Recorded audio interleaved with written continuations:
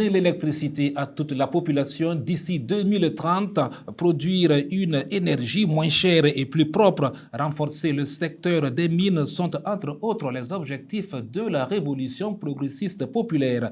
Le gouvernement du Burkina Faso veut réduire la pauvreté en disponibilisant l'électricité à un coût moins cher pour les ménages et développer le secteur des mines afin d'accroître l'employabilité des jeunes. Deux secteurs sont dans le viseur du gouvernement. Il s'agit du secteur de l'énergie et celui des mines. Le gouvernement burkinabé, lors du Conseil des ministres du jeudi 19 février 2026, s'est engagé à travers un décret pour renforcer le réseau électrique et financer le secteur des mines pour le bonheur des populations vulnérables.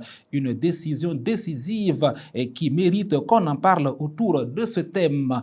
Création d'économie, le gouvernement injecte plus de 249 milliards de francs CFA dans les mines et l'énergie. Et quels sont les avantages d'une telle initiative pour les populations? On en sait plus avec notre invité, Jonas Hien. Il est le directeur de programme de ORCAD. Bonsoir et bienvenue sur Débrief du Conseil sur Kaziba TV. Bonsoir. Le plaisir est pour nous de vous recevoir. Moi aussi. Débrief du Conseil, c'est votre émission qui analyse les grandes décisions des conseils des ministres. Bonsoir et merci de nous suivre, mesdames et messieurs.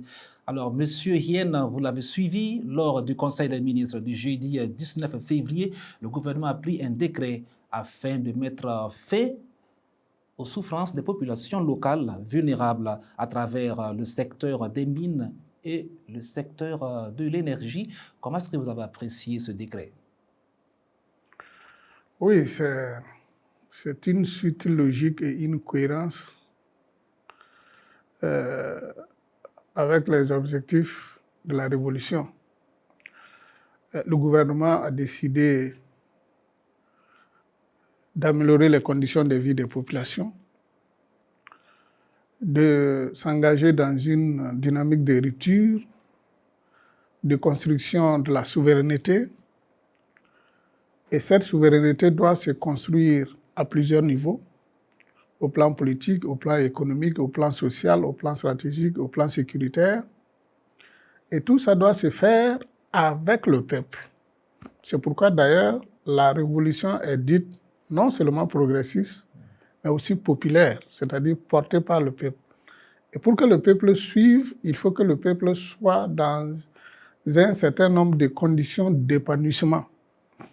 L'épanouissement voudrait dire qu'il faut créer de l'économie à tous les niveaux, il faut donner de l'emploi aux Burkinabés, il faut permettre aux Burkinabés d'être actifs pour participer au développement du pays. Alors, prendre un décret visant à donner de l'électricité aux populations, comme on le dit, la voie du développement passe par le développement de la route. Donc, de la même manière, il faut créer des économies pour construire ce bonheur que nous sommes en train de rechercher. Donc, je trouve que c'est une logique. Le gouvernement est cohérent avec son orientation de donner des meilleures conditions de vie aux populations. Et j'imagine que jusqu'à la base, quand l'électricité va descendre, vous allez voir ce que ça va créer comme économie locale et aussi comme emploi.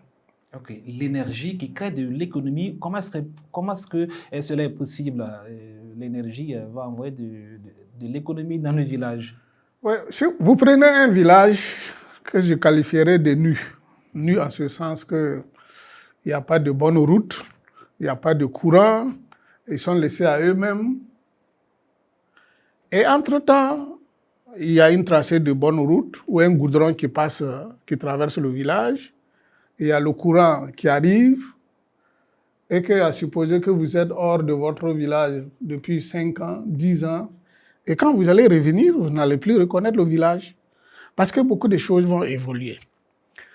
Vous allez voir des petites unités économiques d'abord vont se créer. Les boutiques vont se mettre en place. Les femmes qui font des petites unités économiques, ils auront de quoi conserver leur production, leurs produits. Et tout de suite, vous allez voir que il y a une certaine économie qui va commencer à émerger. Donc le courant, je pense qu'il n'y a pas de débat aujourd'hui là-dessus. La présence du courant transforme fondamentalement la vie des communautés. Ça, c'est une évidence. Et je pense que le gouvernement a bien perçu cela. Donc là où il y a l'énergie, il y a l'économie. Là où il y a l'énergie, il y a l'économie, il y a l'emploi, il y a l'épanouissement. L'épanouissement, ça veut dire que les gens sont contents, ils sont dans de bonnes conditions, et ils ont un mental fort, tranquille, pour pouvoir participer au développement général. Alors, l'électricité reste quand même coûteuse pour les pays qui n'ont pas une débouchée sur la mer. Alors, la révolution progressiste populaire qui prend ce décret, c'est un acte très très fort. C'est un acte non seulement très fort, mais c'est dit que ça va s'accompagner des mesures de l'État leur permettant d'avoir accès à l'énergie. Quand vous prenez certains secteurs aujourd'hui comme la santé, vous voyez les efforts que le gouvernement est en train de faire pour réduire le coût des médicaments, pour permettre aux citoyens lambda de pouvoir se soigner. De la même manière, cette énergie qu'on veut donner, je pense que ça va être bien étudié, de sorte à rendre ça accessible aux populations. Là, un autre point aussi important dans ce décret, c'est le développement du secteur des mines. Le gouvernement qui veut injecter de l'argent dans le secteur des mines. Alors, quel est l'intérêt pour les populations? Le secteur des mines est aujourd'hui très stratégique pour le Burkina Faso. Au plan politique, au plan économique, au plan diplomatique, vous avez suivi que l'année dernière, la quantité d'or qu'on a produit et ce que ça a rapporté comme l'argent à l'État burkinabé. Et vous voyez ces investissements qui se font un peu partout sur le territoire national. Alors, l'exploitation minière y contribue pour beaucoup.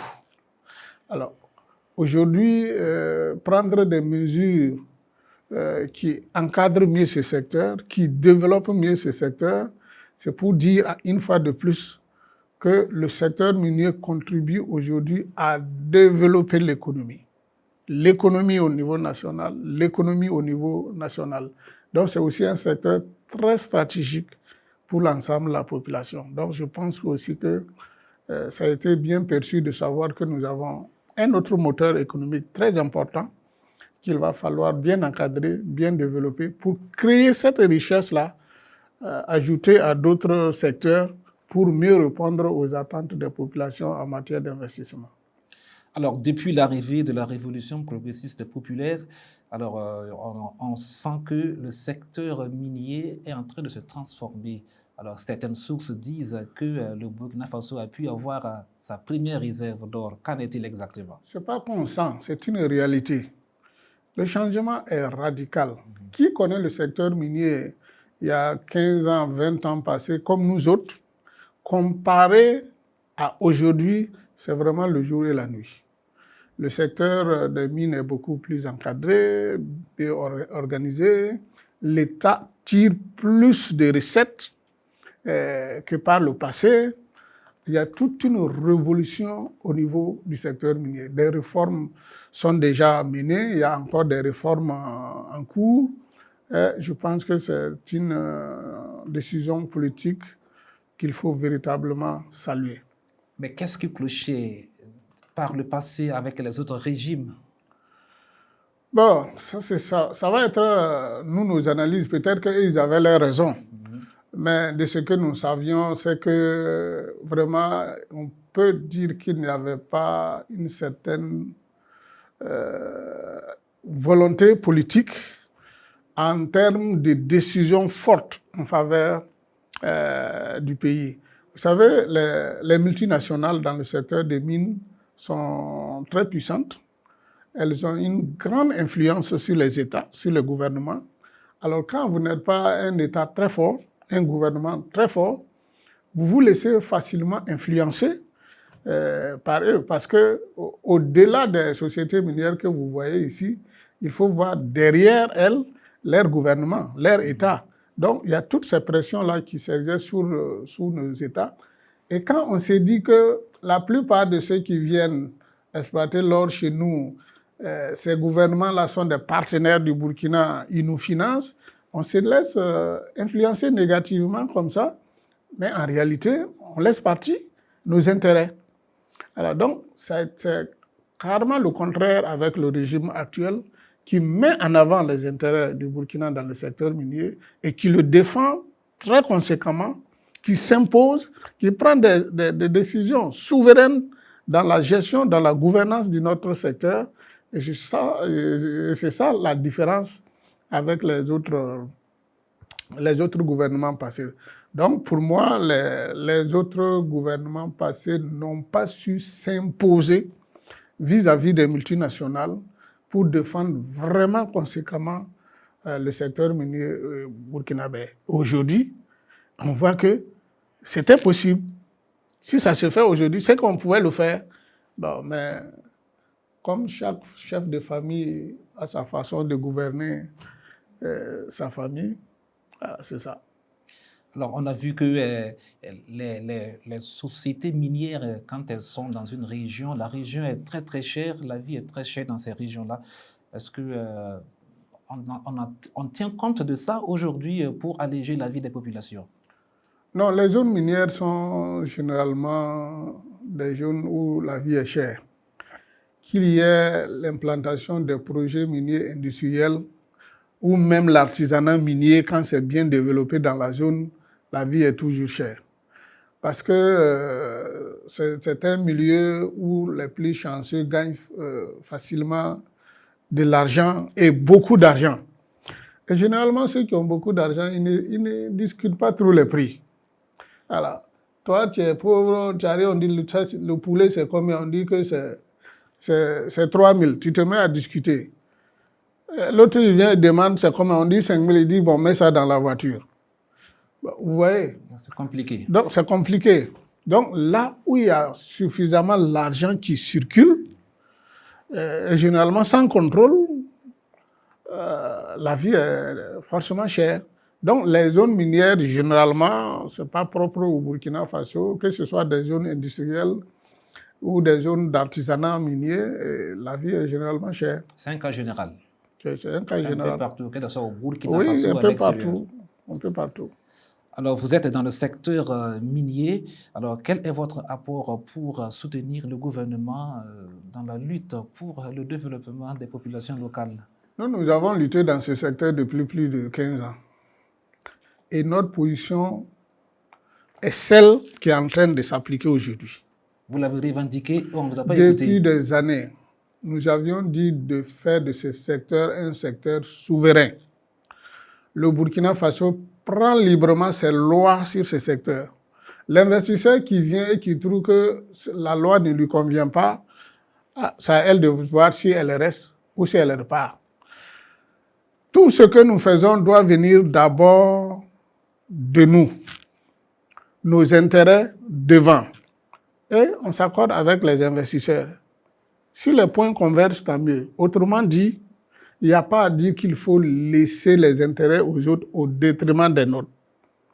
Donc nous nous sommes battus depuis des années. Nous avions également dit qu'il n'était pas normal qu'un pays comme le Burkina Faso, qui se revendique être un pays minier, ne puisse pas avoir un seul gramme d'or comme réserve nationale. Aujourd'hui, c'est le cas. Donc, en tout cas, on est très content de la manière et de l'orientation que le gouvernement a pris aujourd'hui dans la gouvernance de notre secteur. Donc, c'est vraiment notre lutte qui est en train de se faire de nos jours et on peut vraiment s'en féliciter. Alors, on est pris par le temps et on est à la fin de cette émission. Alors, on va vous demander votre dernier mot avant qu'on se sépare. Alors, mon dernier mot, c'est de dire que nous sommes engagés dans une dynamique révolutionnaire où il est demandé à tous les Burkinabés le patriotisme. Cela veut dire que nous devons tous nous engager. Quand un citoyen dit que oui, si ça ne va pas par-ci, ça ne va pas par là, il doit s'impliquer. Il doit s'impliquer, il doit apporter sa part, il doit apporter sa contribution, il doit apporter ses propositions pour que les choses aillent dans le sens qu'il veut.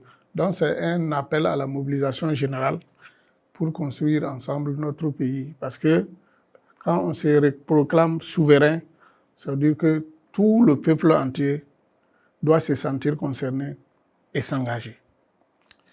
Merci à vous, Jonas Yen, pour toutes ces explications sur ce décret qui vise à assainir le milieu rural, qui vise aussi à venir en aide aux populations vulnérables à travers le secteur minier et celui de l'énergie. Merci beaucoup. Le gouvernement du Burkina Faso va investir plus de 249 milliards de francs CFA dans le secteur de l'énergie et des mines. Son objectif est de donner l'électricité à toute la population d'ici 2030 avec un prix moins cher et une énergie plus propre. Il veut aussi développer les mines pour créer des emplois pour les jeunes. Grâce à ces actions, le gouvernement espère réduire la pauvreté dans le pays. C'était là la thématique abordée dans votre émission Débrief du Conseil. Merci de l'avoir suivi. Restez toujours connectés sur Kaziba TV pour d'autres informations.